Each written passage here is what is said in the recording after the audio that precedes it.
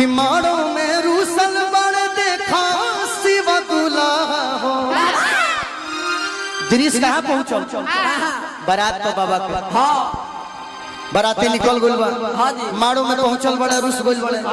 अगवा तका कि मारो में रूसल बड़े हर देखा शिव दुल्हा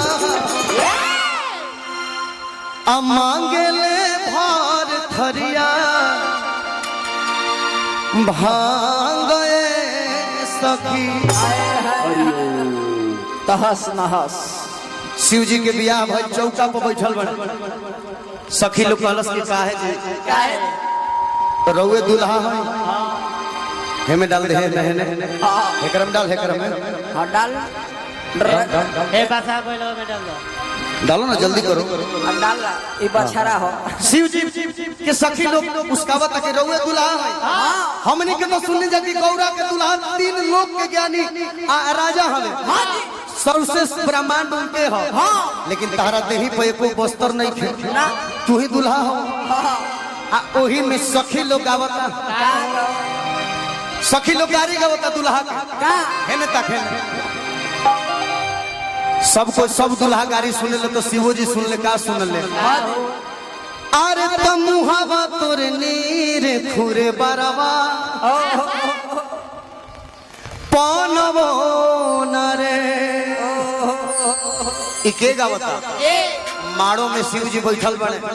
जयमाला के बेरा भइल आ सखी लोग गावता कहते कि मारो इसने बर होले और हो कि पीपर हो ई बर हो कि पीपर हो आ उहमे लोग गावता बुढ़िया आजी गावतड़ी सब कि मुहावा तोर नीर खुरे बरवा अरे पनवो नरे माई तोर बौरा गिरे बरदला सजहु नायावे बरतिया अरे उनका तो ताले वही में जो नयका लड़की रही सो नयका लड़किया उ कहतल से सुने पाहुन ए पाहुन होने ताकी ना ए पाहुन होने ताकी ए पाहुन ताक रे पाहुन ताकि आगावत से तनी ताकिलो ताक लो शिव जी के हां जी कि तनी ताकिलो ताक लो आगा के गीत गावे के भाव दे कि तनी ताकिलो ताक लो हेने ताक ताक कि तनी ताकिलो ताक लो अरे तनी ताकिलो देवलिया पका लिखल बा तनी ताकिलो गावतर से कि एतवार लिखल बा अच्छा आ सोमार लिखल बा और का आ शिव दुल्हा के थी के आहार लिखल बा तनी ताकिलो ताक लो तनी ताकिलो देवलिया पका लिखल बा तनी ताकिलो आए हाय हाय ये साली लोग होइए का संतोष भी चौकी से बहुत बहुत बड़ा हमको के कान में समय लगल लगा ए बबुआ इहे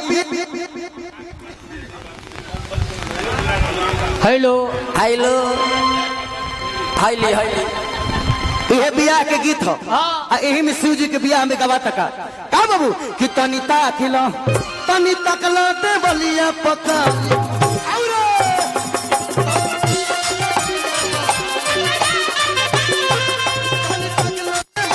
पक्का लिखल बा तनी ताकिलो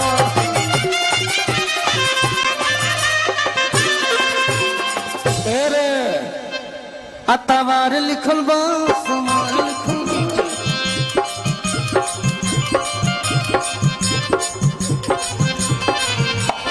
रुक रुक रुक हेलो जागरण के मत न तो माइक देखत न है चल ना कि एतवार लिखल बा हेलो अतवार लिखल बा सोमार लिखल बा तारा दरवा दर दर लिखल बा तनी ताकिलो तनी ताकिलो के बलिया पका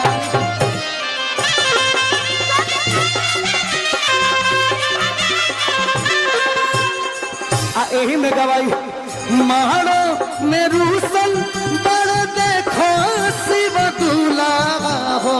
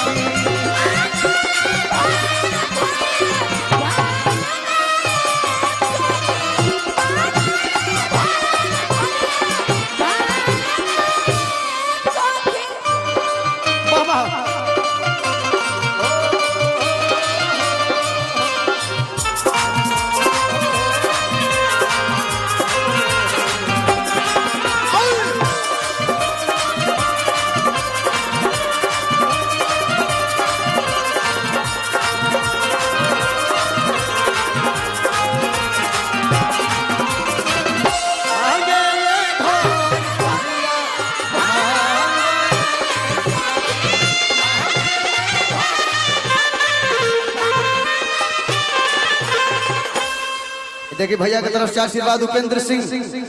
चिन्ह करनी सेना जिला बलिया से प्रणाम बा। आगे का कि ना केहू भांग खेवैया ना केहू गंजेरी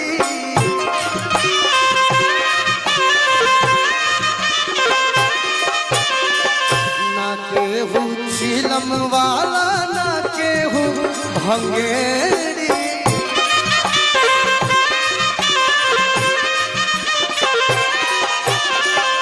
अहिले बौरा तोरा पतियो न मानस हो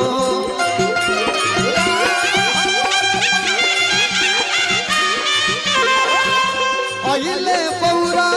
तोरा पतियो न मानस हो पहिले ले ऊपर सखी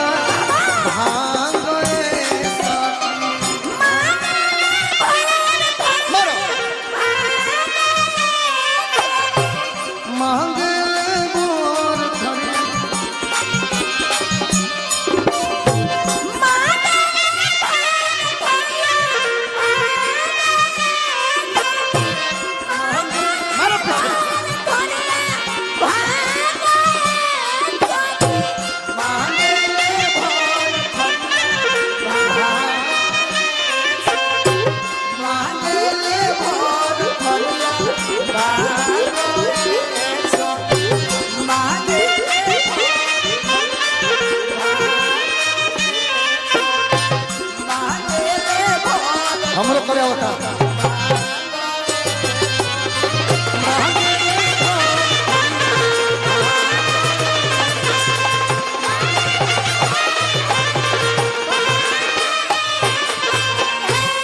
धन्यवाद, गलती से क्षमा हो। फिर अगर मौका मिले तो